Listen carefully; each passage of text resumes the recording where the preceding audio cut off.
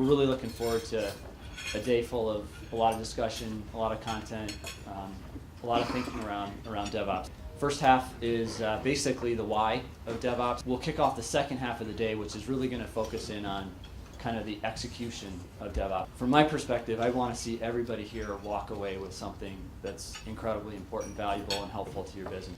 I think most importantly, what we want you to leave with is some understanding of how DevOps works. So I figured it would be good to start with a quick explanation of what is DevOps. Now we have DevOps. So we take the melding of the dev, the technology operations, and QA, and in the center we have the happy bit of DevOps.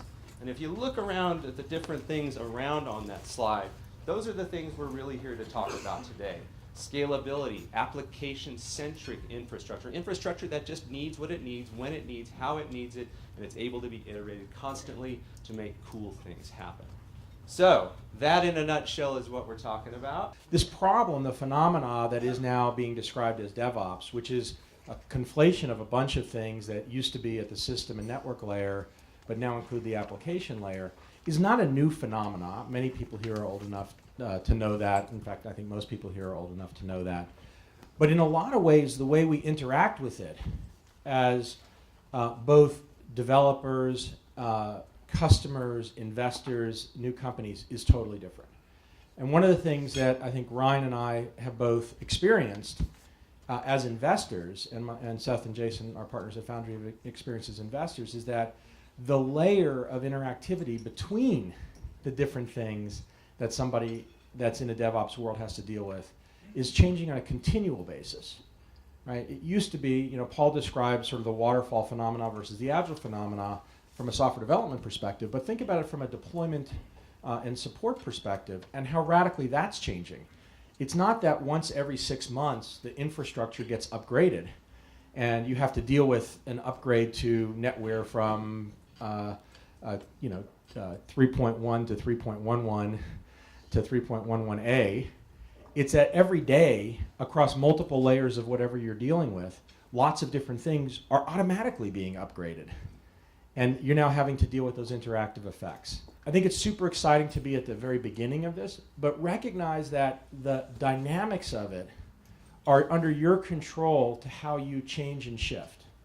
That the way we had to deal with it 20 or 30 years ago no longer exists anymore, not just because of who's in control of which layers, because nobody's really in control of any of the layers anymore because we're dealing with the interactivity between all of them, but because the impact on the end user of the technology that you're deploying is much more immediate. You're essentially becoming part of a gang that is defining, I think, the next 10 years of how the infrastructure layer of all of the systems that we're going to be deploying and building on gets configured. We could probably spend all day just having people talk about the definition of DevOps and get a bunch of different answers. And so I think we're going to kick off with that just to get everybody's kind of unique perspective. DevOps, in my mind, I'm going to try to get this into a sentence. I just did that a minute ago in my mind. To me is software developers being able to treat hardware like software. I feel like that finally came true with the advent of kind of virtualization and public access to all that stuff. DevOps to me is fascinating, right? Ryan accuses me of working a single line into every presentation I've ever given, and it's absolutely true, so I'll do it again today. Brad Feld loves technology. Most of you in the room love technology. I don't love technology. I don't even like technology. What I like is technology purchase orders. The only thing I care about is when people validate my technology by paying me money for it. I'm a CEO. I've been a CEO for a really long time.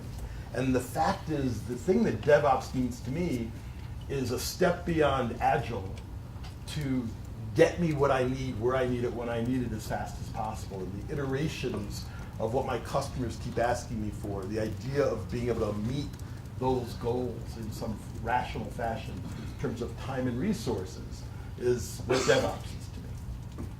In terms of DevOps, to me, I'm going to take a little bit of what Howard said, that for me, I think DevOps is really about, from a CEO's perspective, how can we be quicker about figuring out what the customer wants? So basically, it allows us to build products and get those out to customers so that we can figure out whether that's what they want or not and adjust. And we keep the cycle time down super short so that we're not investing a tremendous amount of dollars into building that product and then figuring out whether it's right or not. So Agile's the start of that, but I don't think Agile goes far enough. It needs to extend through the whole organization.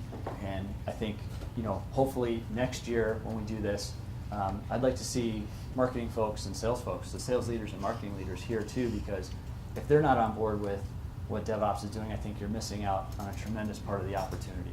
So to me, that's the value of DevOps, is that it allows a company to better figure out what their customers end up wanting.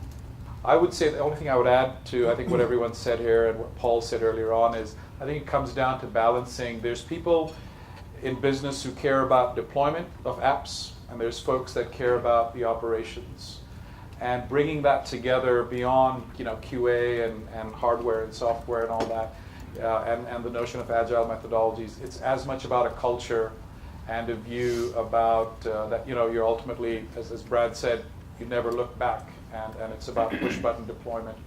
To raise it up a level into the why, we must assume that there has to be a business and economic benefit, whether it's top line or greater margins or whatever. And so since I have you guys sitting here, I mean maybe react to that, right? I mean it's ultimately it's got to be worth doing to the business, for the business from the highest level, to go through making sure that the sort of culture and actual sort of day-to-day DevOps stuff is implemented and worth doing.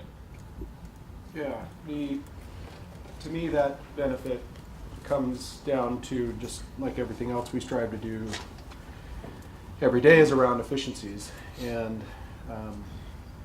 this enables more of that in my mind. It more closely ties one of the most expensive resources we have, and that's software developers, to something running in production. Part of this conversation to me is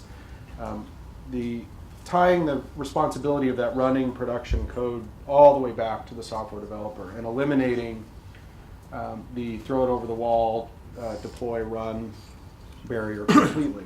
With that comes a pretty heavy responsibility, which is the pager. And at GNIP, we've operated for 6 years now with software developers rotating on the pager. There's no theory anymore. It seems to me that, again, I've been doing this for a really long time. We used to try stuff and let it run for a long time and see if it worked, and sort of depend on. We don't do that anymore. We can't afford it anymore. Everything is, we need to get the product out to the customer, meeting their needs as quickly as possible with the smallest number of people and the highest amount of quality. And DevOps isn't going to be a theoretical, let's try it kind of a thing. It's going to be reality that says, now that we've moved into this direction, we're getting things out faster, with higher quality, with less cost, or we're not. And if we're not, this conference won't exist next year, right? I think that feedback loop of what's working, what's not, maybe the underrated thing that we haven't spoken a ton about. Mm-hmm. But how do you decide whether this is working or not, and we should do more of it or not do it or change it? I think that's a critical part of the whole loop, and probably one that doesn't get talked about a lot. I think we talk about the front end a great deal of how do we use Agile, how do we get ops involved, but how do you actually know whether that thing that you wanted to test worked or didn't work? From a vendor's lens, if you're not doing automation and DevOps and sort of get to a push button view, you're not going to compete effectively. If you look at public clouds, if you look at hyperscale consumer web players, if you look at SaaS applications at scale, they all have figured this out. You want to achieve these goals, that's great. Let's talk about how we're going to do that. This is the way to go do that, and here's all the why behind it. But I can't go achieve these goals that you set out unless something changes in the organization, and this is what I'm proposing changes. And unless that conversation is happening, I don't think you have a chance of implementing it, because if there's no clear goals, then it's like, why aren't we doing the same thing we've always been doing? There's probably not a software organization in the room that wouldn't say they aren't agile. you know? But DevOps is the way to realize that all the way through the chain. It's like, to me, that's the easiest sell. It's much harder, I think, to be Ryan 10 years ago saying, hey, you got this problem and I'll sell you a solution, as opposed to now, which is, you know, we're already halfway done with this. We have to finish the thing. You got to get to the realization that you can push these releases faster. And to me, that's the easy way to sell it in an organization. As a CEO, I would go, well, okay, I totally get that, right? Part of what's going on is building, again, an entrepreneurial team that's not separated by walls, locations, floors, or whatever, that can actually take an entire thing from idea to customer, figure out if it works, fix it, and get it back to the customer so that they actually love it and like it and will promote it, right? I think DevOps, what I'm seeing in companies is they will represent, they have a DevOps group. But I think the ultimate outcome of that is that's just an early beachhead to prove some behavioral patterns. And I think what'll happen is it'll just spread and actually be the union of those two things, and everybody will behave differently. I believe completely in the Jed Valesky model that everyone gets connected to the business through the heartbeat of the technology that's on the technology side of it. And if they're not there, then they're not in the right place. Here's where the challenge started to come in. When there was 3 developers, 2 sysadmins, 1 network guy, DevOps was easy. We all interacted. When the team started to grow to 10 developers, okay, all the developers knew all the sysadmins. We started adding some networking people, some system administrators. The code started growing, lines of code started going up. We have to figure out how to grow from our team of 100 developers to 200, 300, 400 developers. And I think we need to get our house a little more in order before we try to grow and use all those resources. If you're thinking DevOps is just developers and sysadmins and maybe some network guys, stop thinking like that. Send your developers out into the rest of your organization. Have them see what repetitive tasks other employees are doing and solve it. I think for DevOps, for me, it means that you have small empowered teams who are able to get potentially shippable product increments into production. So you have people who have a variety of skills, so they can stand up machines, they build it, they own it. Whoever was talking about carrying the beeper, like having that dynamic, like that's a big part of it, and I feel sort of associated with that, this unsiloing, so taking the ops and development people, putting them together, and it was interesting to hear people start to lump QA into that as well, like so that there's this ownership, like you build it, you own it, you're responsible for it, and having that be like a fundamental driver of being able to do things at high velocity and efficiently. So not having to do multiple handoffs across silos, and just bringing this all sort of like the dual of just agile methodologies. Like I don't see how the two things can be separated. I think for me, it really boils down to ownership. So if somebody writes a piece of code, it's really their responsibility to take that code all the way to production. There's kind of this steel thread throughout the organization that anyone who develops a bit of code that makes it to production, they're owning that from all different perspectives, whether that's making sure that it's performant or making sure that when it doesn't work, they're the ones answering to the customer that is having problems with it. So I think that sense of ownership kind of permeates the entire process and organization. For me, I've always thought of DevOps as more of an educational term rather than a group of individuals in an organization. We at Rally have 2 different groups, development and operations, but what they do on a daily basis seems to get more blurred on a regular basis. So we've got operations people coding, we've got developers writing Nagios checks, and, those are the kinds of things that kind of mix together. But there are certain core competencies that each group has, and you want to nurture that. We have 2 distinct groups, but what tied them together is a shared thirst for knowledge. From the developers, we wanted to go fast, and we wanted to get immediate feedback from our users. The best way to do that is to wire up production and get that feedback and be as close to production as possible. Then you have operations, who's thinking, well, I don't want to get the late night phone call, so I'm going to help this guy out and make sure that everything's wired up and we're monitoring the right things. And suddenly you have them, they're interested in the designs and architectures that are going out on those systems and what exactly the features are. And then you just have this close collaboration that gives birth to the DevOps culture. We work much more closely with the ops group, the IT group, than we did, say, 3 or 4 years ago. We have almost daily meetings with those teams to discuss what's going on in the production environment or what's going to happen next week. It's kind of taking a scrum concept across all groups. Scale needs to happen while the system's in flight. If you ever go dark, that's just a sign of a problem and it starts to eat. For me, scale is actually 2 portions. One is actually the application you're developing and deploying.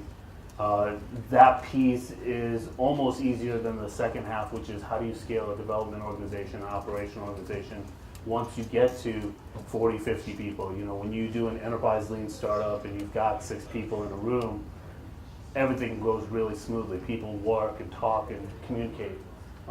Bringing those mentalities to a larger organization means breaking down barriers in organization. You will put operations people together with devs, together with QAs, and work in small collaborative groups that now have to have stronger structures rolling up to a larger organization. And that takes work, but that's the hardest part we find. That's a good point. I think that's true. I think we've done a very good job scaling the platform. A very good plan for how to scale it going forward.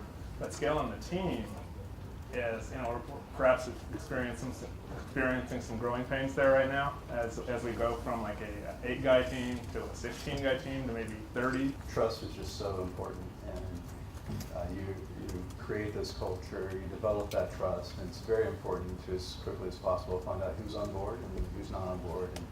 And a lot of times you have a couple people that just aren't going to be on for that ride, and I'd rather exude this culture that attracts the right people, and it just helps the relationships grow stronger as soon as possible. I think right off the bat, the thing that's not negotiable is developers need to have this connection to the production environment, and that's something you can have on day one. There's clearly overlap between ops roles and developers, but you're delineating in some way between those disciplines. So I'm curious if there was a tipping point as you guys scaled, whether that was driven by scale, by headcount, by tool availability, kind of what drove you to separate those out? The desire to go fast. We wanted to release features as quickly as possible. We had a siloed development effort, which was its initiative was to scale our company, and ended up kind of doing the opposite. So we never wanted to be in that situation again, and so we wanted to be able to release at least once a day. Is there really a place for operational people who don't have some coding acumen or aren't going to get more advanced in that? Because of course, the developers are kind of operators, but are the operators really becoming developers, or do you see a place where there'll be non-coding needs, outside, of course, if you have your own physical iron? I think in the long term, ops people need to pick up those skill sets and need to keep developing them if they want to remain relevant. I hope everyone learned something today.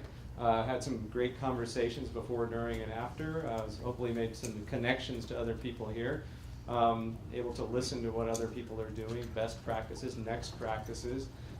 We really tried to bring people up on stage that had a lot to add, a lot of value to the things that you're either doing or you might do. Thanks a lot for coming. This is the first one, and we hope to turn this into an ongoing, yearly kind of thing.